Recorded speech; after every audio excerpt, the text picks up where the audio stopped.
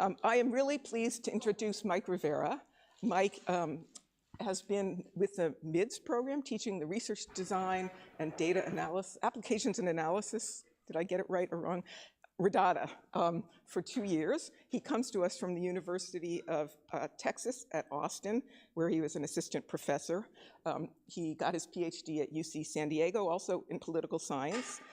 We're pleased that we've sort of lured him over to the information side. Mike's research is on immigration policy, political representation, race and ethnic politics, and American voter behavior. He's especially interested in campaigns and nonpartisan groups and how they can use data science to increase turnout among minority and low propensity voters. He's going to speak to us today about, does email suppress turnout on election day? Over to you, Mike. Awesome. Thank you, everyone, for joining me today. Thank you to my student in real life and also to any students that are with us over the internet. Thank you very much. Please interrupt me with any clarifying questions. I think the onus is on me to be clear throughout the talk, and if you have any questions, raise your hand. If the question is a little bit more substantive, I'll just politely push it towards the end.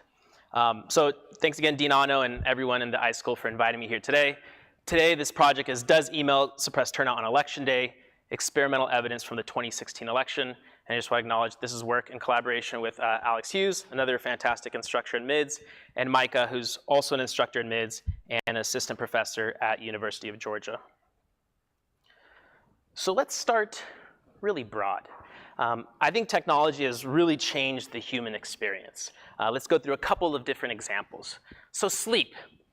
Technology has changed the way I sleep. My phone tells me when to go to sleep, and it doesn't tuck me in, but it tells me when to go to sleep, and when I wake up, it tells me what quality of sleep I received. Appliances. My fridge, or some people's fridge, knows when they're out of milk before the user does. Travel. I'm sure we all used Uber. We're thinking more about self-driving cars, and maybe even some of those scooters, although I'd encourage you to wear a helmet, please. And education. We're live streaming this. I teach in an online data science program here, and I think tech has made education a lot more accessible. And yes, technology has even affected dating. Rather than kind of striking up a conversation in public to meet your prospective mate, we now swipe left or right. And so for me, I think it's kind of a really exciting time to think about the intersection between technology and human behavior.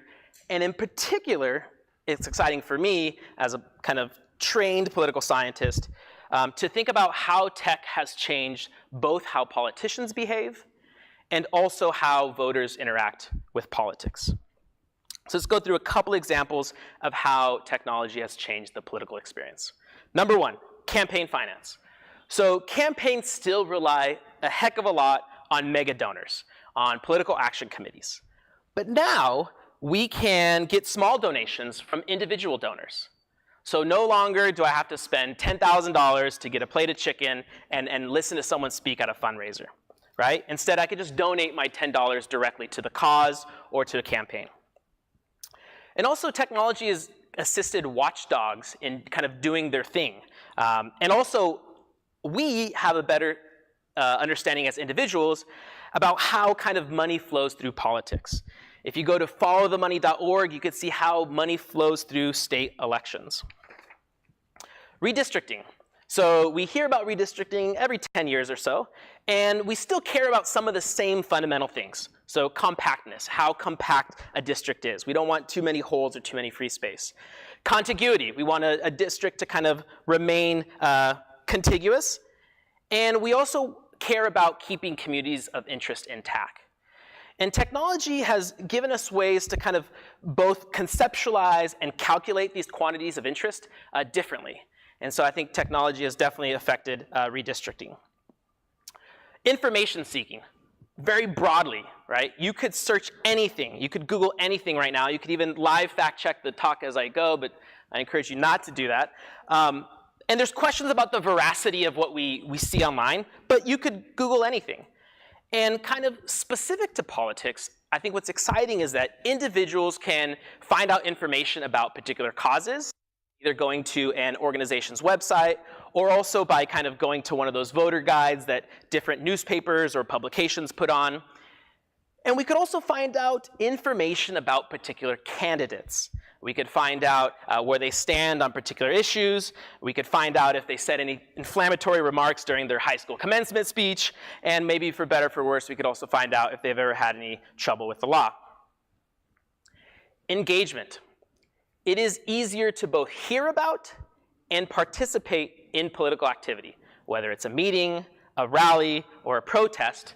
Through different medium like Facebook, Twitter, Meetup, we could hear about and choose to participate in different political activities.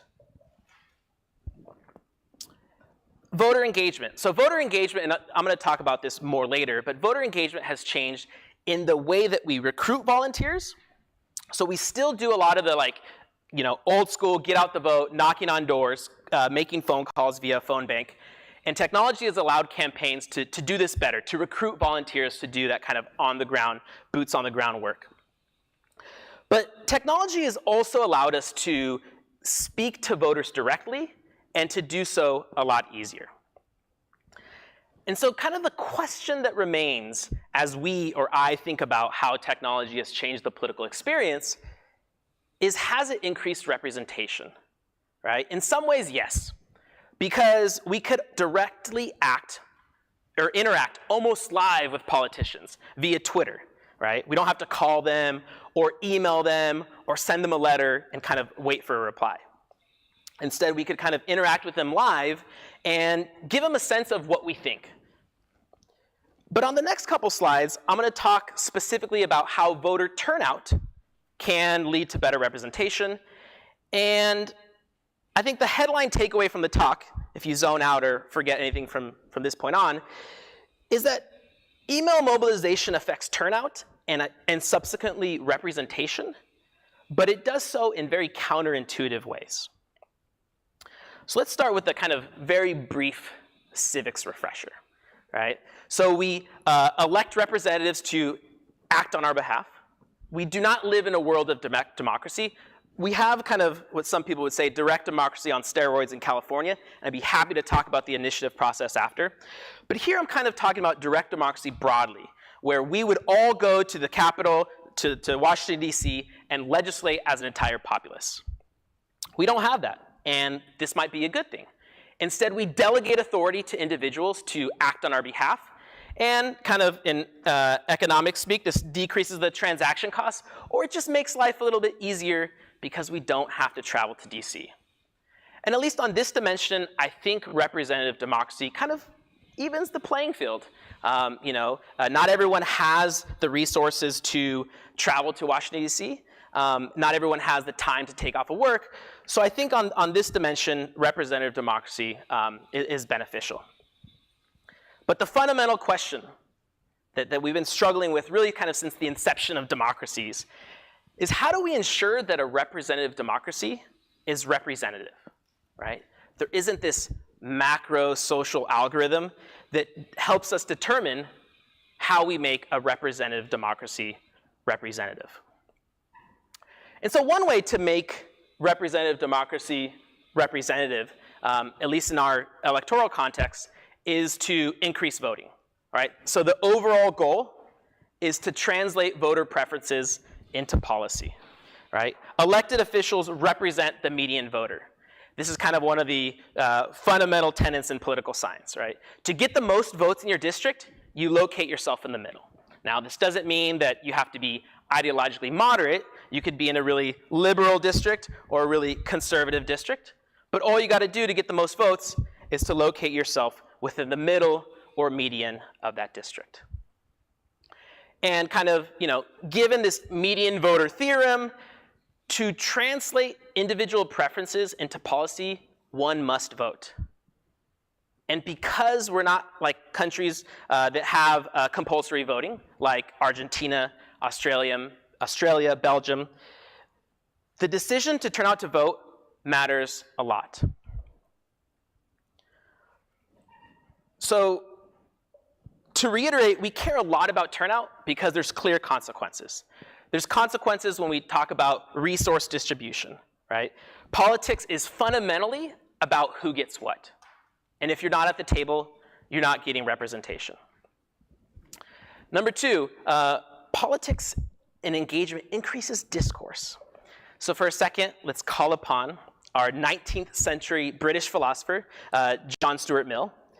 And he argues that there's value in the exchange of ideas. There's value in civic engagement. It makes us better people. It's important to think about governance. It's important to engage in public debates, to think about the common will. And this kind of process helps us improve intellectually. And as I alluded to at the beginning of the talk, technology has made this process of discourse a lot easier. And so the punchline of the last couple of slides is that political science cares a lot about turnout. And I think for the reasons that I described, I think there's reasons to care about turnout outside of the halls of a political science department. So let's talk briefly about the existing knowledge on voter turnout. So the Riker and Ordershuk model is like the canonical voter turnout model, and I'll go through it briefly, and then talk about some of the different findings that have kind of built upon this fundamental model. So our decision to vote is a function of the probability, P, that our vote is the pivotal vote. B is the benefit that we receive if our preferred candidate is elected. D is this catch-all term that kind of captures additional benefits. This might be how stoked you get about getting the I voted sticker, how awesome it is to talk to your colleagues about voting, or kind of these additional benefits that you receive from voting.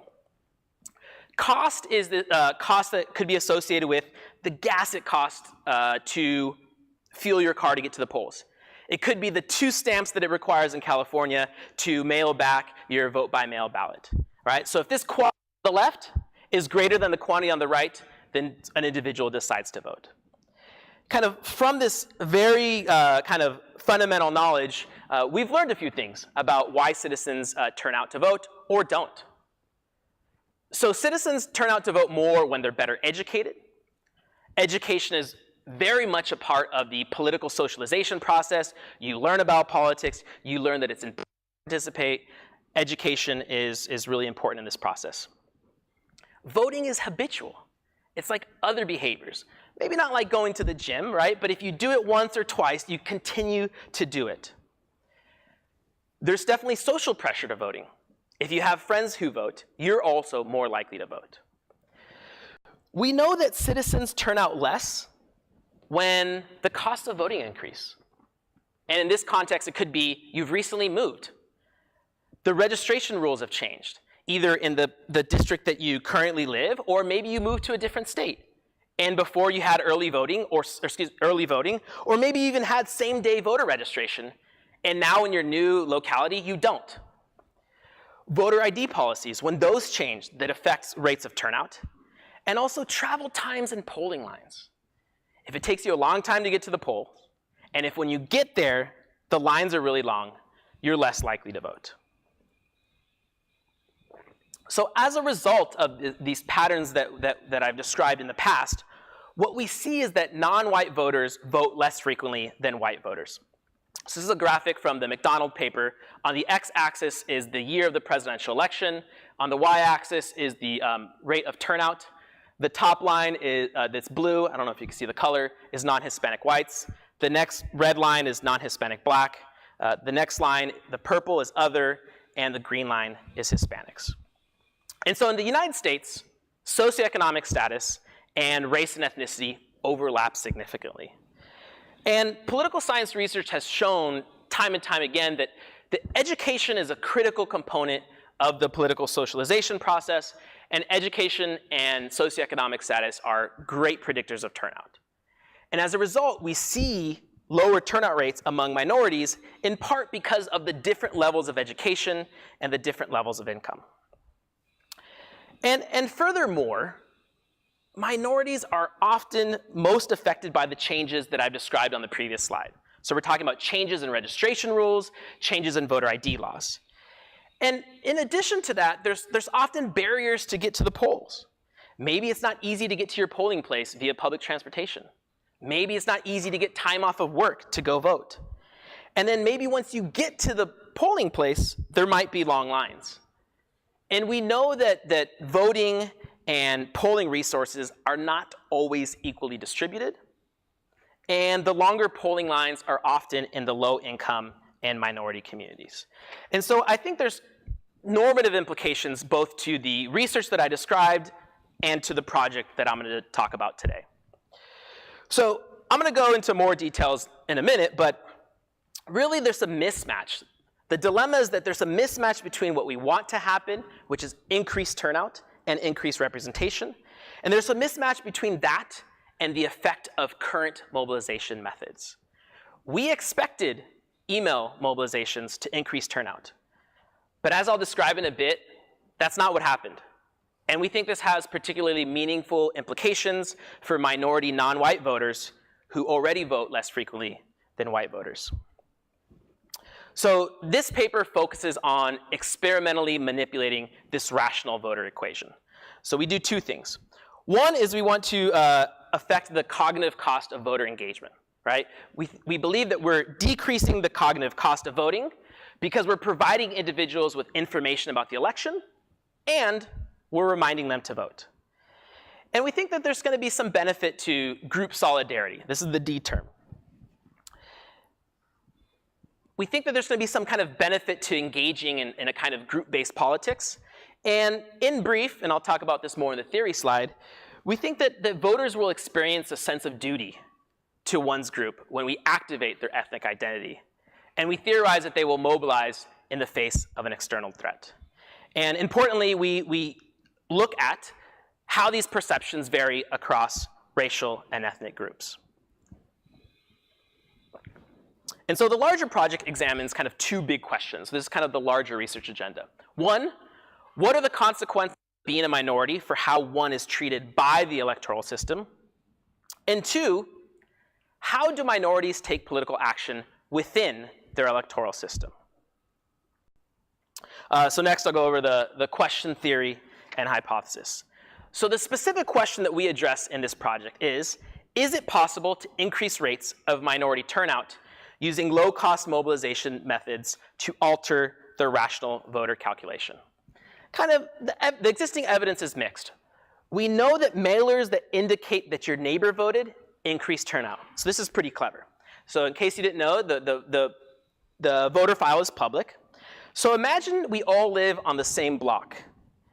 A campaign could send you a message, or a mailer, or some kind of message, and says, guess what? Mary, Mike, and Monica all turned out to vote.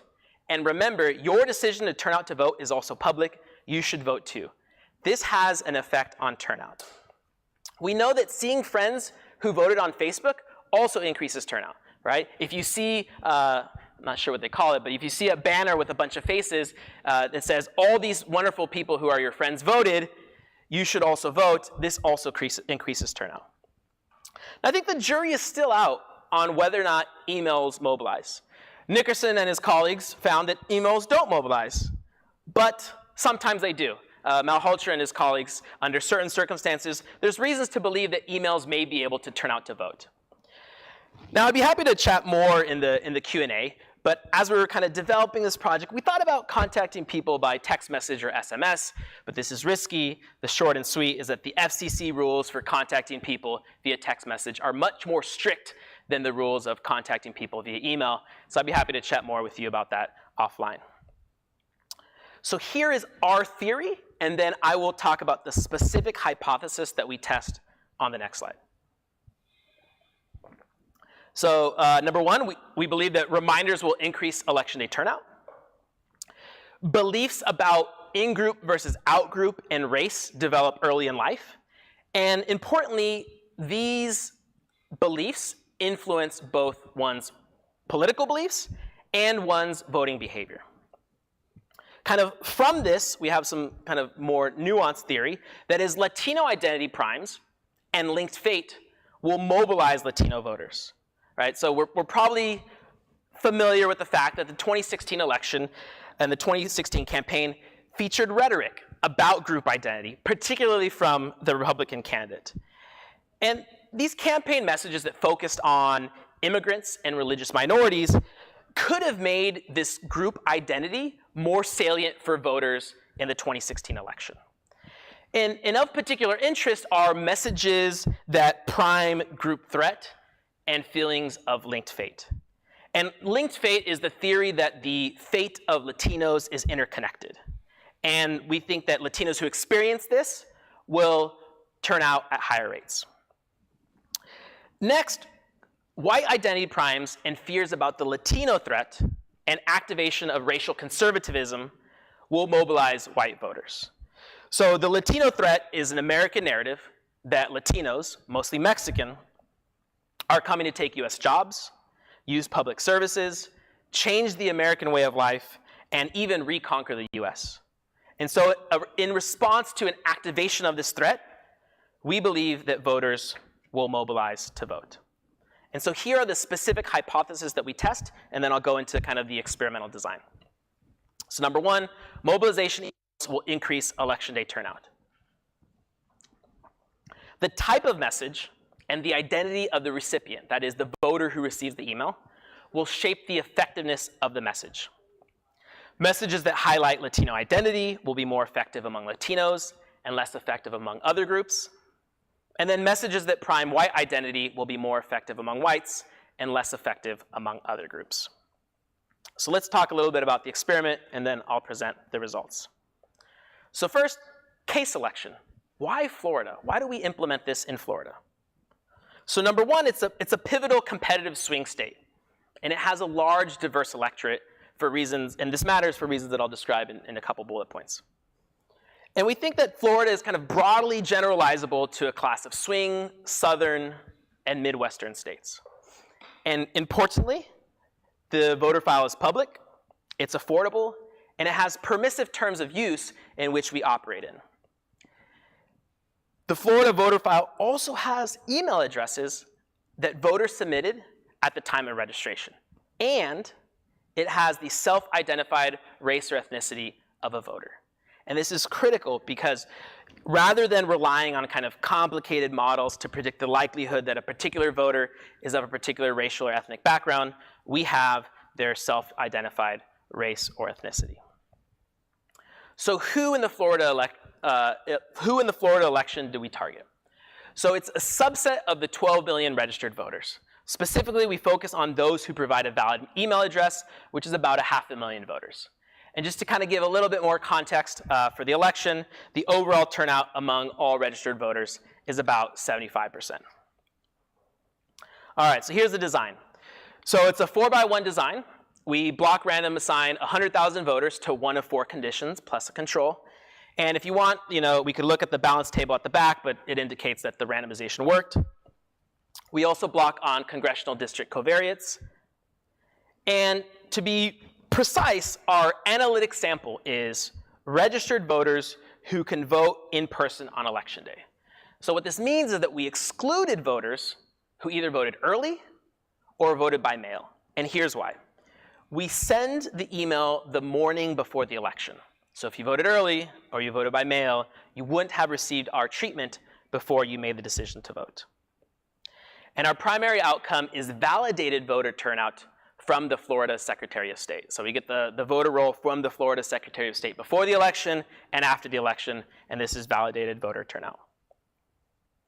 All right, a couple more details before I get into the exact experimental language. So one, we use Qualtrics email management services.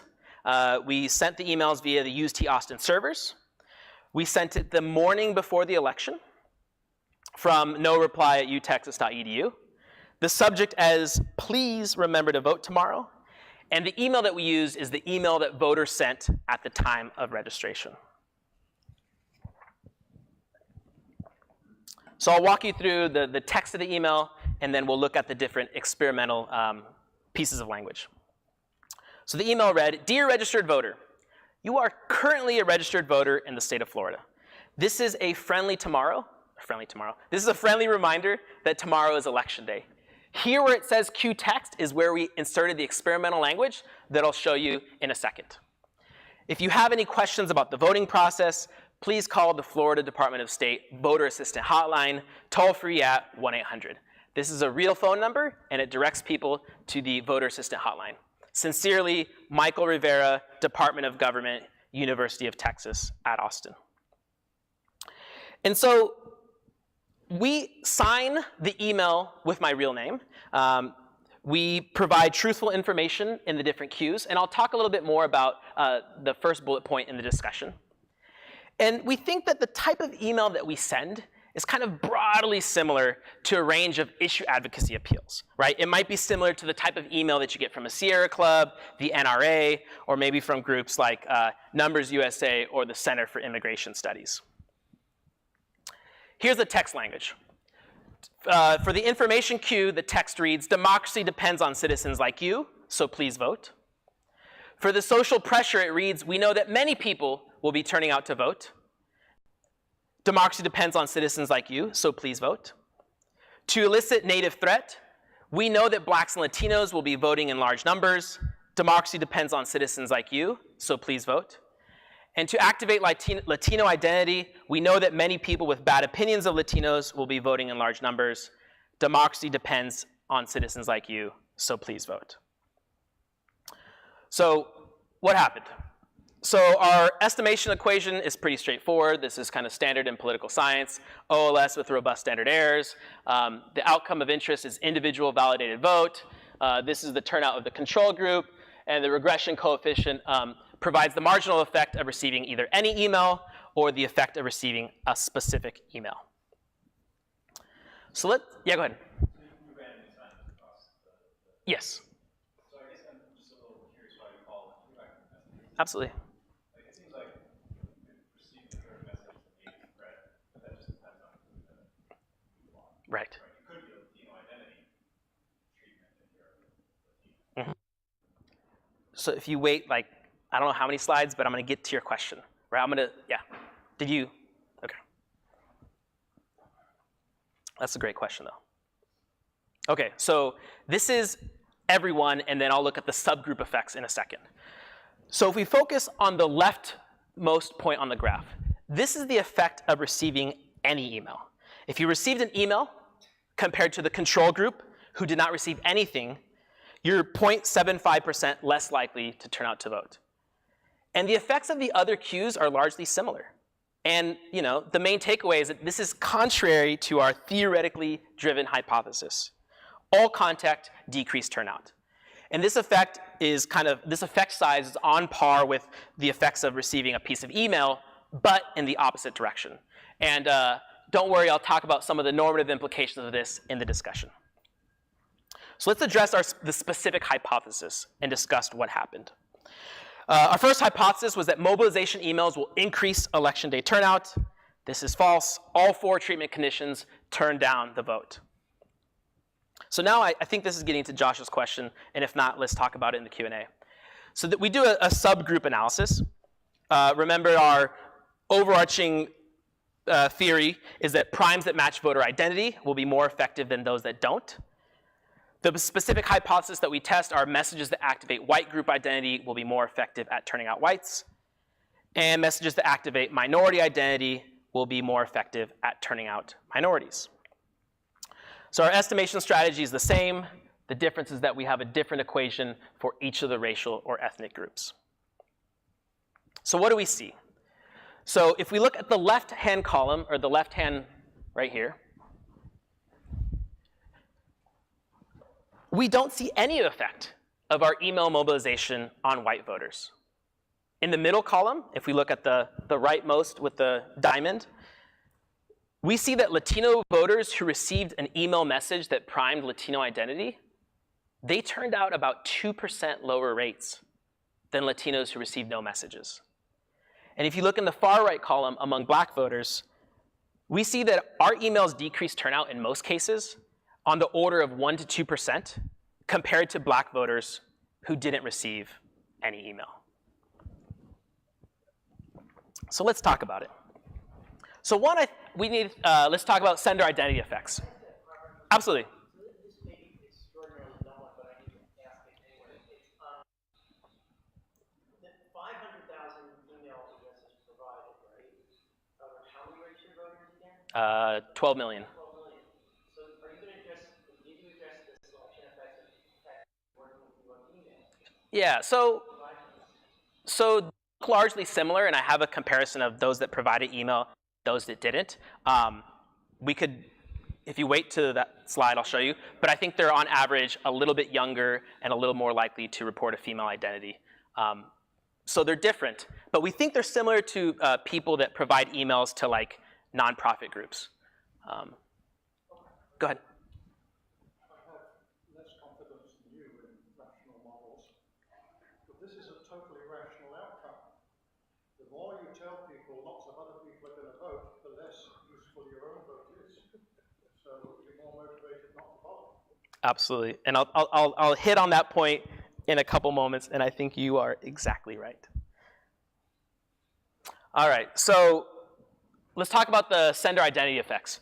So we think that an academic sender isn't identical to a sender from kind of a Trump or Hillary campaign, but we think it's similar to the type of sender who would send an email to a voter, whether it's the Democratic Congressional Campaign Committee or the Republican National Committee.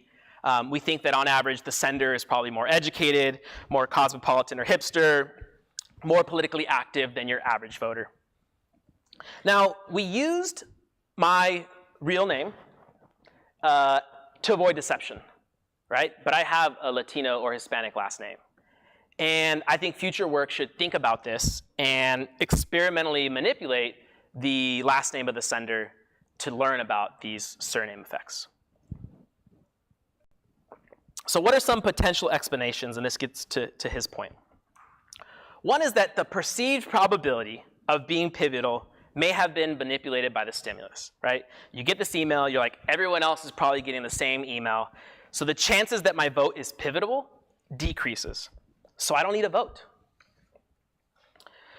Group primes in the context of a contentious racialized campaign could have increased cognitive costs and could have generated political resentment, right? People are like, what's going on? Who's sending me this email? Why? I did not know that my registration info was public. And as a result, people may have disengaged. And this outcome, while troubling at first, and is still troubling for reasons that I'll talk about in a second, is kind of consistent with informal conversations we've had with various political groups. That there's at least anecdotal evidence that sometimes get out the vote efforts do the opposite. That is, they keep people home. So let's talk a little bit about scientific responsibility and ethics of reporting. We believe that we have a scientific responsibility to report both when things go well and when they don't, right? We wanted to increase turnout. For reasons that I explained earlier, it's normatively desirable to increase turnout. And yes, this research was approved by the Institutional Review Board, but this doesn't free us of kind of our broader responsibility to think critically about how our research affects people. And I'll talk a little bit on the next slide about how I think we could address this concern. So there's definitely some implications for campaigns, right? The resistance to experimentation in the field, there is resistance to experimentation in the field, and this is somewhat tough to address. So I think there's campaigns that are doing good work, but I think especially for organizations that have resource constraints, the idea of setting aside a portion of your contact list for a control group, that's terrifying, right?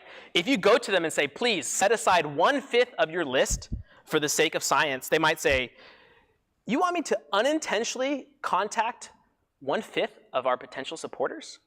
This might be a tough pill for them to swallow. And even when campaigns want to engage in good social science, sometimes they don't have the technical expertise to do so. And so the conclusions that we're able to draw from their efforts is unclear. And I'll be happy to chat more with you about that offline. So what can we do? What can we as researchers do? So number one is get the word out. Encourage researchers to get the word out about their work as much as possible. And I think forums like today are critical to engage the broader community. And two, continue to collaborate with political organizations. I think we need to continue to partner and collaborate with campaigns and get them to kind of slowly change the norms about how they design experimental interventions. Now, I think researchers are going to continue to struggle to coordinate with campaigns in the short term because campaigns are going to be hesitant to abide by the tenets of good research design. But I think in the long term, it's critical to change the way how campaigns implement field experiments. If campaigns desire one outcome and their efforts result in the opposite, that's something they need to hear. So before I conclude, let's talk about something that's a little bit uncomfortable to talk about. The lessons for campaigns that want to increase turnout is be careful if you use email to mobilize. The lesson for those that want to demobilize certain voters is that email can be an effective tool to prevent turnout. And this is uncomfortable, but this is something that we must confront. So let's kind of go back to where we started. Technology has changed the way we interact with things, with people, with politics, kind of from sleep to dating. Technology has affected our political experience. It's changed the way we do campaign financing, it's changed the way we seek information, and it's changed the way we mobilize voters. But the question that I started with, and I think the question that I'll end with, is, excuse me, has technology improved political representation? And I think it has on some dimension, right? We could get faster public opinion polls. We could blast our politicians on Twitter and tell them what we think. And I think broadly speaking, we can use technology to mobilize voters, to increase turnout, to elect the right people, and to kind of better translate preferences to policy. However, in the context of email mobilization, technology has counterintuitive effects on on turnout. So I'm going to end with a practical point for campaigns.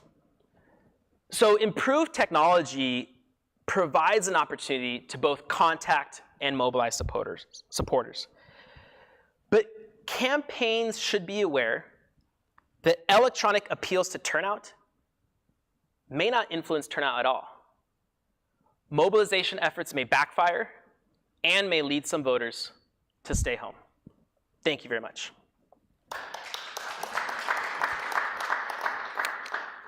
Do I field my own questions? Do I field my own questions?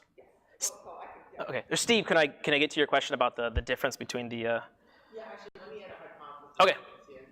Maybe address think about how you might address the hypothesis. So, one of the reasons I ask is because just when you're obsessed with security questions, you think about that population of email voters as people who may be selectively responsive to the kind of, so some guy from the University of Texas is sending me an email here in Florida, blah, blah, blah, and whether or not there's some kind of a effect there that is not a rational effect, but be almost like a subconscious demobilization that associates danger with the Experience Act or discourse around voting. Mm-hmm.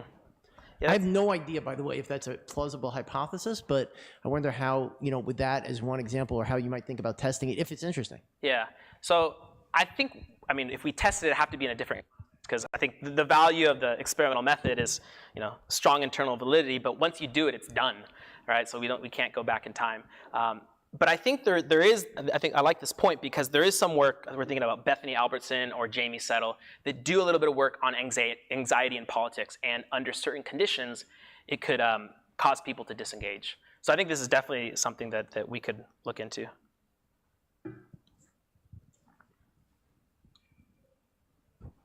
So I just wanted to clarify and then a question. So is it correct that there's no statistical differences between the treatment arms and the effect on turnout?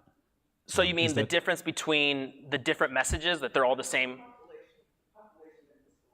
Well, both, I guess. So first of all, basically the different treatment arms for the entire population, and then the different treatments within the population. They look like they're all sort of statistically indistinguishable. Right. So I think with the exception of this one, right? And so this is something that we got to think about, right? Because we were hoping to elicit feelings of kind of linked fate and group threat for the Latino population, but it obviously did the opposite, right? And so I think the takeaway is that all these emails were bad or demobilized. Some of them were worse. Yeah, I guess, well, so there's a statistical question, which is, are those actually different point estimates, right? Once you account for the standard errors, it based on, if those are the 90, whatever. Right, It's yeah. worth figuring out, like doing the hypothesis test between those. But sort of beyond that, I guess, are you then concluding that, you know, the theories you came at are not correct? Or do you think that this, like, something in the experimental design didn't allow you to actually test those theories? Right. I think it's the theories that we built, we need to rethink our theories. I think, so moving forward, and we are in the process of coordinating with campaigns, I think this is information, and again, I'd be happy to talk more after we're done recording. I think that this may not be as surprising as we think. So, yeah. Yeah, Muli. Former student, thank you for coming. I think it's more to do with the targeted campaigns. For example, in 2012, it was a targeted campaign, Obama campaign, right? So I knew some people who developed the schemes for that. Must have thought through something. Must be statistics students like me or somebody else who are doing all that kind of analytics, right? So do you think there's got any, in addition to just, yeah, email was probably ineffective, but personal contact, somehow they reached through, phone was still pretty, Right. now I think 7 years ago, so it's a long time. So to kind of sum up the political science literature, the more personal the contact, the more effective it is. So get out the vote, knocking on a door, and physically speaking to someone, that's the most effective. Then you have phone calls. Those are less effective. Then you have a piece of mail. And the thing about, so you get a piece of mail in your USPS inbox, and the 5 seconds that you spend with it between this and the recycling bin, that has an effect, right? But the kind of other question is, what about emails? How personal are they? And then also think about text messages. So there's these new peer-to-peer text messaging apps, and the way they get around these FCC rules is that you physically have someone pushing the send button, right? So I don't know about you, but I got a lot of text messages during the campaign, and I mostly ignored them, right? And so I think there's this balance between the ease of contact and the effectiveness of contact. And I think that's something that campaigns need to do, especially for the smaller campaigns that don't have as many resources. If you're gonna spend it on something, you better make sure it damn works. But I think generally, Muli, your point is well taken. I think the more personalized the contact is, the more effective it's gonna be. I have a very different question. Why? What would be the reasoning behind the state of Florida choosing to make the email addresses part of public records? Yeah, I mean that's probably a question that you have to ask them. We're thankful of it as researchers, but I think it's a broader discussion to be had about kind of informed consent, right? Some of the problems that we in this room are thinking about, yes, I might have checked the box, or yes, I might have agreed to the terms and conditions, but that was a long time ago, and I didn't know the implications of that, right? I'm just filling out my thing, and it says phone number and email, and maybe that is so standard because on every other form you fill out, you just give the email, and you don't think twice about it. So I don't know the answer to your question, but that's I think something to keep in mind, that we and our subjects often agree to things, and they're not fully informed. Two questions. The first on the negativity. Are you sure that you told them to vote the next day and not the next week? That you got the dates right in your emails? Yes. Okay. I was like, and yes. then in terms of the size of the effect, practically speaking, how much does the 1% to 2% actually matter towards the results of the election? So on average, across all conditions, we predict that we depress turnout by about 1,300 votes. And this is 1% of the margin of victory between Trump and Hillary. So it depends how you look at it, a lot, little. Yeah.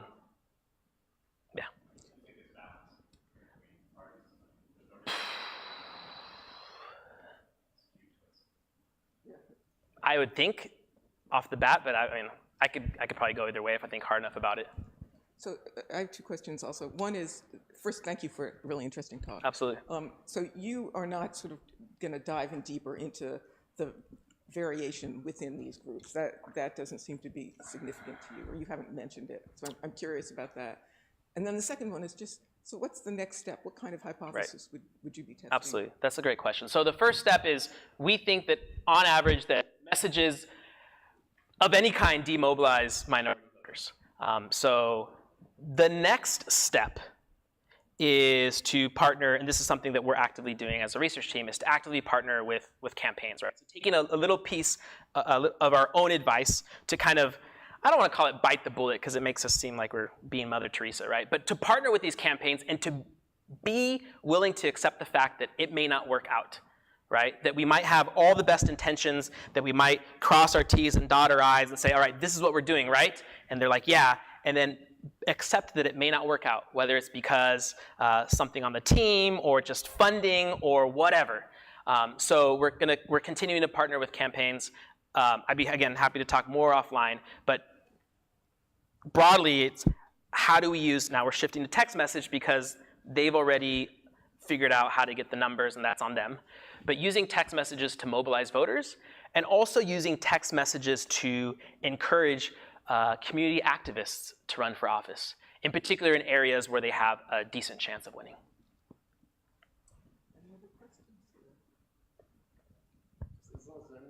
I'm just going to throw out another. It's easier to throw out hypotheses that I love them. Other people think you guys should test.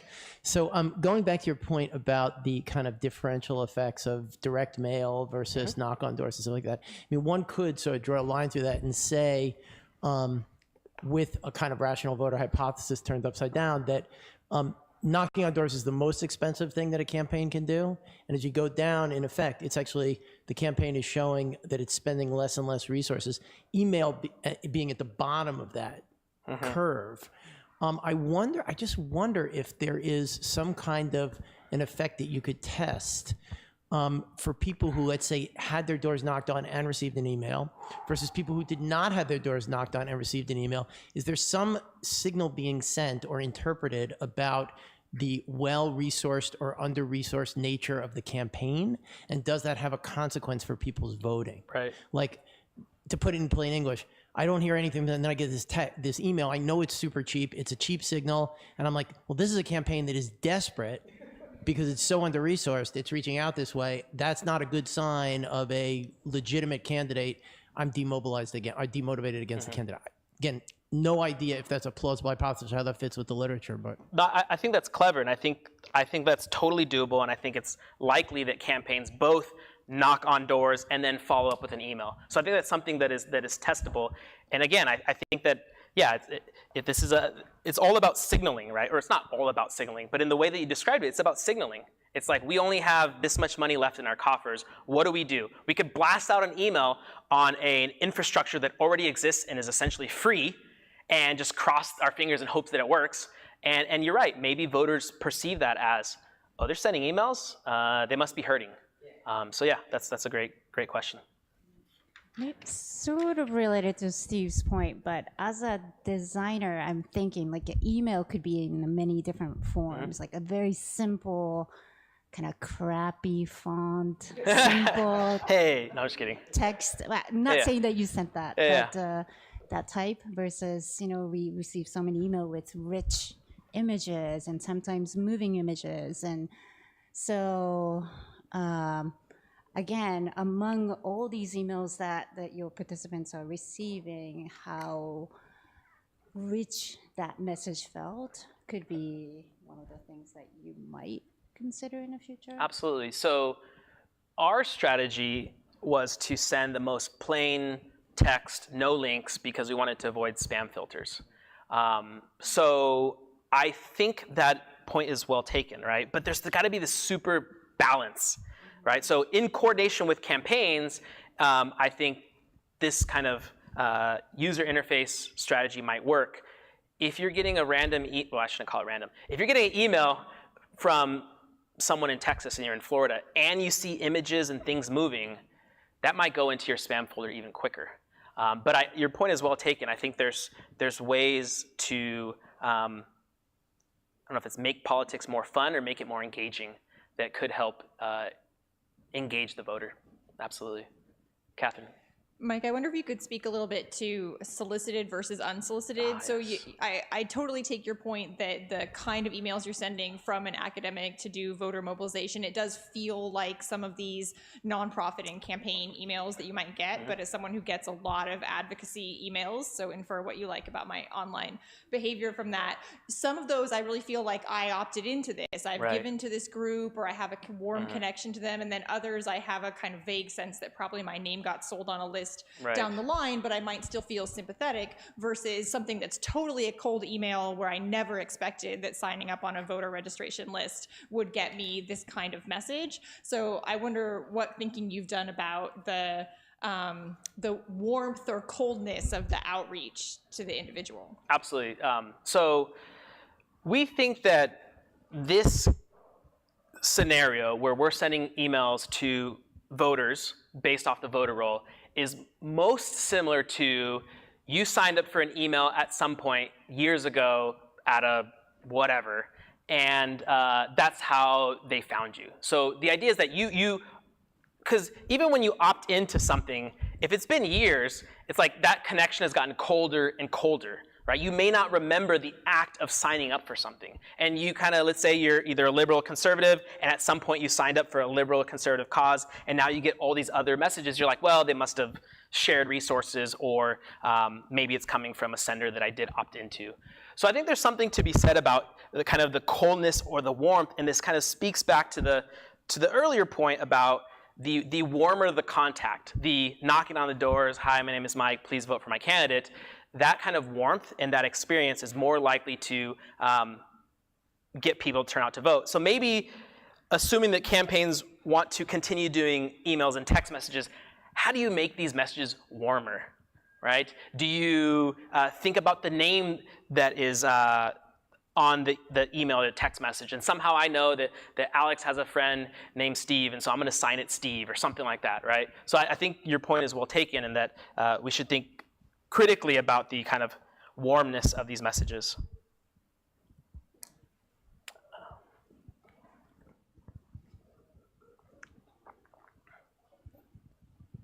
I may have missed something, but did you analyze any difference between voters who were registered as Democrats or voters registered as Republicans? No, but we should. I mean, that's a great question. I also would think that an academic affiliation would tend to be viewed as a leftward bias rather than a rightward one. Right, especially from, Austin, Texas, the capital of the world, right?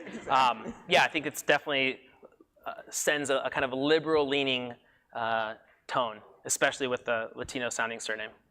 Okay, and this is going to take the last. Okay, thank you. Last question. I guess, is there any way to take into account what I'm going to call like email fatigue? Because I remember that around the time of the election, I got more email than my eyes could look at, and it felt like they were going to start bleeding. And that actually, I had voted early, thank goodness. But if I had been a person who was already sort of like voting neutral, like I can imagine that getting so many emails, regardless of who they were coming from, would turn me off and make me sort of feel exhausted about the process. So I wonder if there's any way to kind of take that into account. That's an excellent question. So